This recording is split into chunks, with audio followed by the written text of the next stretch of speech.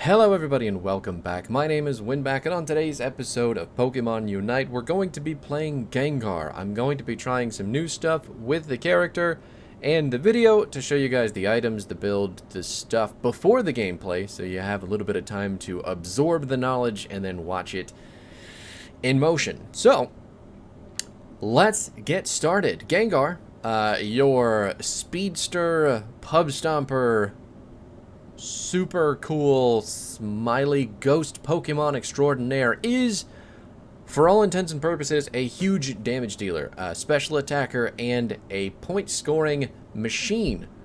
Oh, thank God the cursor isn't on the screen. We've been having a lot of technical issues today, but that's okay. So anyway, we're going to look at Gengar's move descriptions first, and then if at any point you guys want to skip ahead to the gameplay, I will put the timestamp in the description for you so you can get right up into the action in case you know all of this stuff.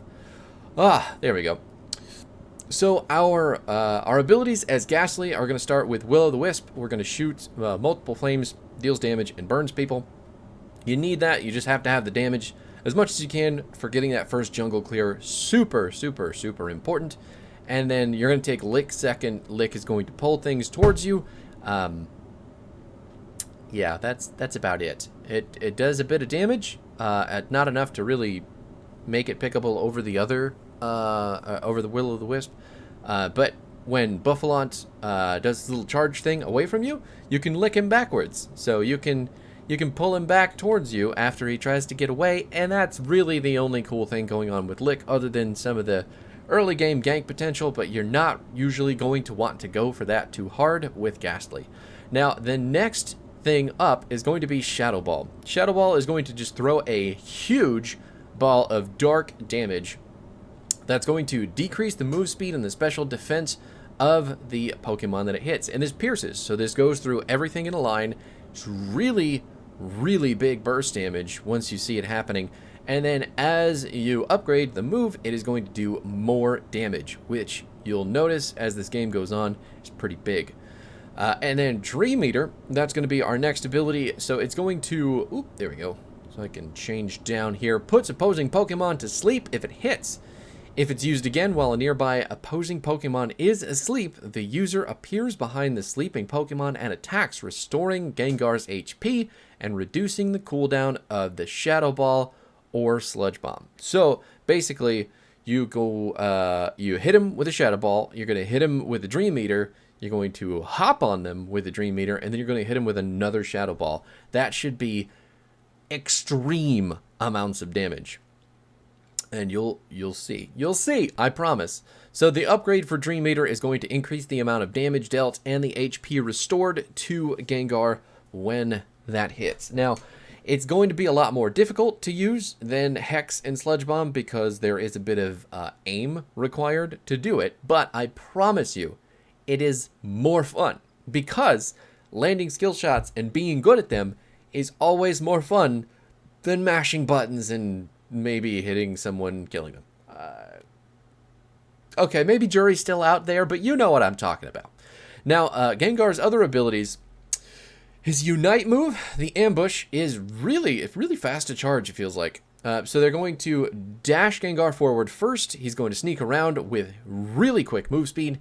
And then once we hit the button again, he is going to pop up out of the ground and do damage in a fairly, well, it's a pretty small AoE around him. But let's see. So it deals damage to the opposing Pokemon in the area effect and decreases their movement speed. So it's going to slow things and deal damage after you jump. Now it says start sneaking with increased movement speed. I'm 99% positive Gengar goes invisible, but it doesn't necessarily say that in Phantom Ambush, so we'll just wait and see. Levitate is Gengar's passive. When the Pokemon is not in combat, his movement speed is increased. So basically, anytime that you're not attacking either wild or player-controlled Pokemon, you're going to move quicker, and that's going to help you get around the map for big ganks, for lots of big damage, and lots of scoring as the game goes on. Gengar is a late-game character, mid to late game. He does have to hit Gengar before he can really turn it on. And then Basic attacks for Gengar. Every third attack, Gengar is going to lunge at the opposing Pokemon, and deal damage. So basically, he's just going to stick on a character with his autos, and that may or may not be great, but whatever. I mean, a lot of what Gengar does is through ability damage, so having something like auto attacks chase people, I don't know if it's necessarily the most important part about his kit. But anyway, that is it for the moves. Let's switch over to the items that we've got for Gengar. Now, onto our items. So the items for Gengar that I'm using specifically are going to enhance movement speed, special attack, and hopefully make Gengar just a rude, hellishly fast, big damage nuker. So that being said, Wise Glasses is just going to give us 5% attack, special attack right off the bat. And then with what we've got it leveled up to so far, we're going to get an additional 25 special attack. So that 25 is going to affect the 5%. And then I'm not real sure what Gengar's stats are. I don't know if there's even a way to check that in this game. But the damage should be pretty big. And it'll definitely help all of our abilities because we're a special attacker. Float Stone, we're going to increase the movement speed by 15% when the Pokemon is not in combat. Couple that with the move speed that Gengar already gets out of combat. Really good. And then we're going to get some auto attack damage and then base movement speed on top of that. So making Gengar quick, making him able to rotate, get ganks. Really, really strong stuff. And then the attack damage is just kind of okay, whatever. Shell Bell. When the Pokemon hits with a move, it recovers a minimum of 60 HP. The higher the Pokemon's special attack, the more HP it recovers. Wise Glasses. Yeah, Wise Glasses and Shell Bell really working together to get us a lot of HP back. And then our special attack is going to go up by 9.6 and reduce our cooldowns by 1.8% as well. This Shell Bell I need to level up a lot more, or much faster, mainly for Gengar, but that's the items that I'm using. If these were all level 20, you'd probably see much bigger stat increases that would make it much more impactful. But all that out of the way, let's go into the game, do some stuff, watch some things, hopefully not embarrass ourselves. Ready, go! All right, we are in the game now, watching some Gengar gameplay. We've got all our items, we've got our abilities, and we can see the jungle path. Hopefully none of my team will try to steal all of my shit, because Ghastly at the beginning of the game is very, very slow clear. I mean, just abysmal levels of jungle clear. So, what we're going to do is take Will-O-The-Wisp first, like we said in the move descriptions, and then we're just going to use that to burn and deal damage to the jungle monsters. We got to start with Ludicolo first, obviously, so we can kill the other oh my god. This Slowbro killed my red buff, and I tried to get there just in time with the flash. You need to fuck off. Oh my god. I just hate it. Okay, it's fine. Everything's trying to ping him to get the fuck out of here. But whatever. We'll just let him hit the thing until I absolutely 100% can last hit it and get the most XP out of it. You'll see right now, though, that I'm not Haunter. And I didn't get to finish my full rotation, so I'm under level for XP. Can we pull this Crustle in and get some damage? We definitely can't. He's too speedy. I don't have any damage as this character off the bat, so this is a bit unfortunate.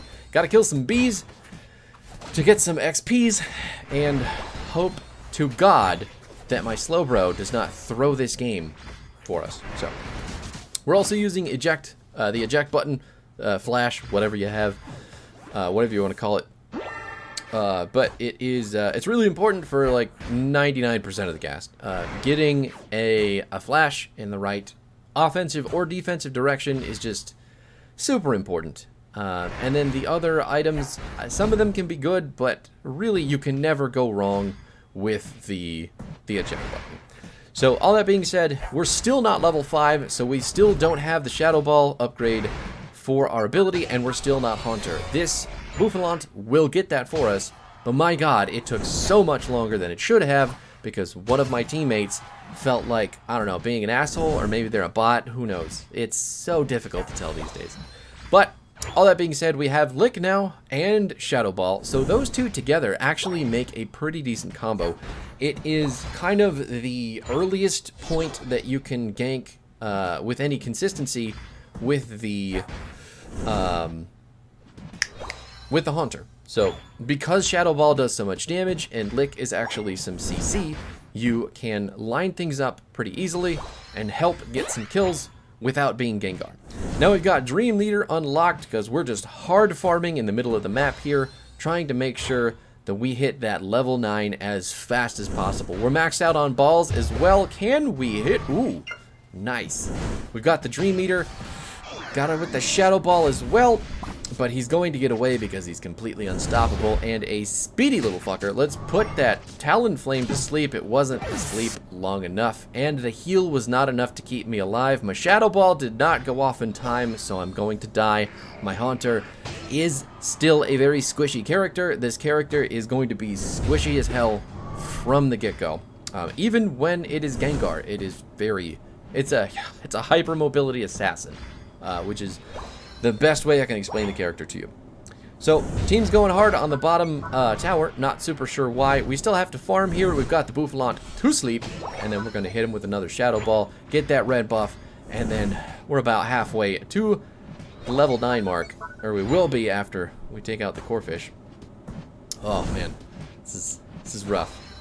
But you can see just there the power of the Shadow Ball. I mean, the Corphish took 50% of its health with one Shadow Ball, having the special defense reduced, and then nice, fast, super quick clear. We've got our Gengar now. We've got our Phantom Ambush, our Unite move, and Dreadnought is being contested because most of our team seems to understand, but we've still got a Slowbro out in the middle of the fucking lane trying to clear some bees, and I missed my ultimate.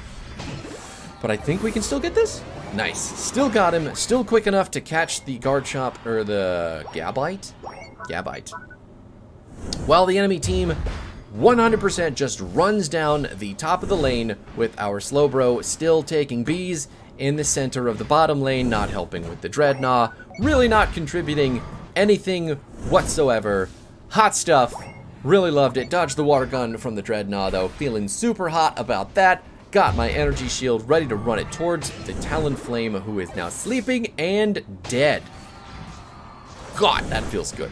Cinderace thinks he can fight me in this jungle with 0 health, and we're just going to make sure that he can never believe that again. Even though we're Shadow Ball, Dream Eater, Gengar, we still do massive amounts of damage. Don't ever let anyone tell you differently. It is nuts. Now we're full up. We've got our movement speed activated because we are out of combat. 40 balls to turn in. Can we get there in time? Doesn't look like anyone's going to come stop me. So I've got it. Yes, the dunk goes through. Half of the top tower is dead. And now we just need to continue farming, hit those max stacks as fast as possible, and then maybe go help the bottom lane. We're actually going to catapult down to the bottom lane because I think it'll be quicker than running down there. I could be wrong. I could be wrong. We definitely have a Slowbro dead in the bottom side, but there were 2 dead on the enemy team too. So if we can get in there, we can secure ourselves some damage. Got the slow.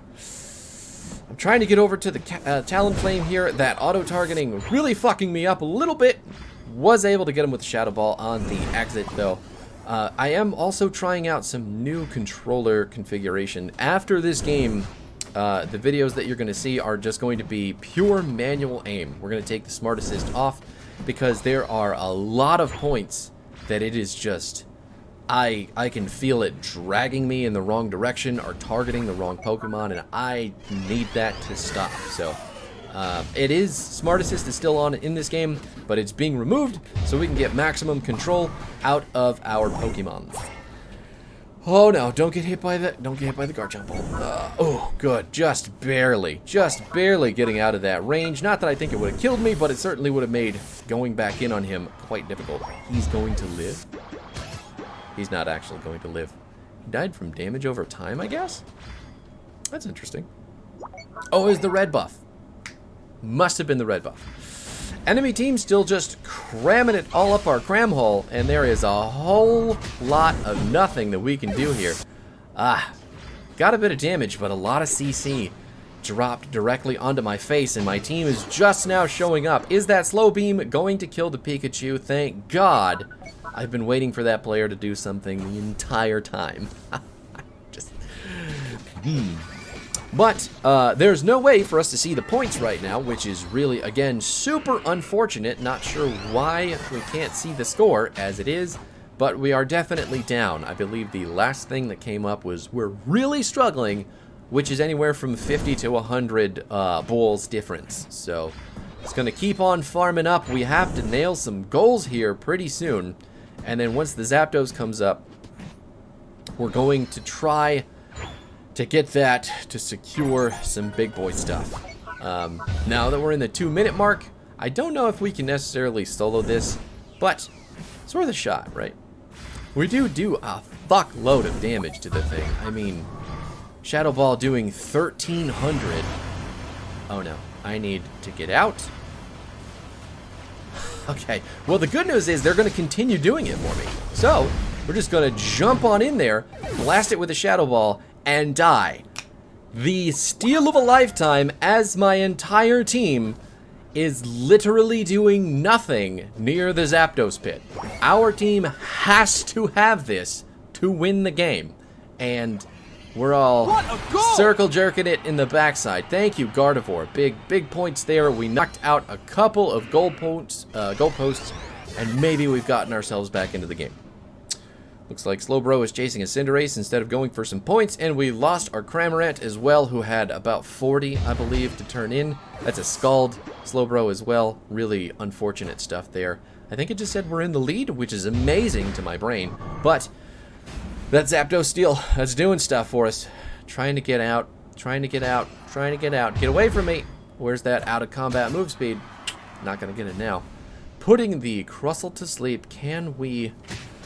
Well, we're distracting the enemy team. We're not going to get a turn in, but we are damn sure going to drag the entire enemy team's focus all the way back to their camp so they cannot do anything to turn in while we're doing this.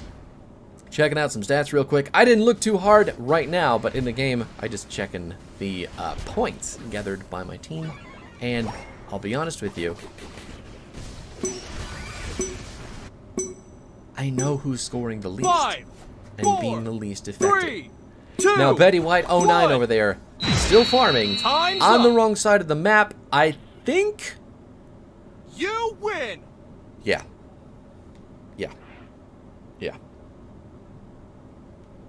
There's lots of bad stuff going on there at the end, but yours truly with the Zapdos steal, saving the game mostly with the 80 points. The Gardevoir really deserving an updo there as well. Oh, thank God. Like, look at that. 181, and then we got the Zapdos, and we actually came back by just 3 points. That's incredible, but that's Gengar in a nutshell. Thanks so much for hanging out, dudes. I will see you next time.